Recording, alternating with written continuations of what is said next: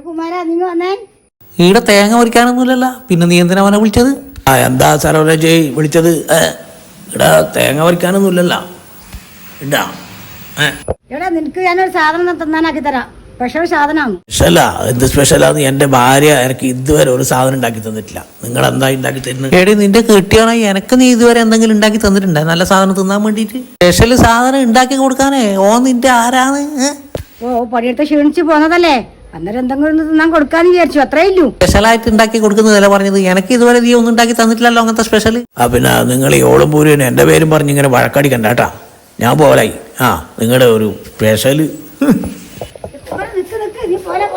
എന്തെന്നാന്ന് ആകെ ഒരു കച്ചറയാക്കുന്നത്. ഞാനേ വീട്ടിൽ പോയിട്ട് എന്തെങ്കിലും തിന്നോളാന്ന്. ഏടി ഭാര്യ ഓ പോയിക്കോട്ട്, സ്പെഷ്യൽ ഉണ്ടാക്കി കൊടുക്കാനായിട്ട് നിനക്ക് തിരക്ക്. അതെ എന്റെ മനുഷ്യ, 2 ആഴ്ച ഈ അരി അരച്ച് വെച്ചിട്ട് ഫ്രിഡ്ജിൽ കിടക്കുന്നു. അതൊന്ന് ദോശയാക്കിട്ട് അവന് കൊടുക്കാനും, അത് കളയണ്ടല്ല.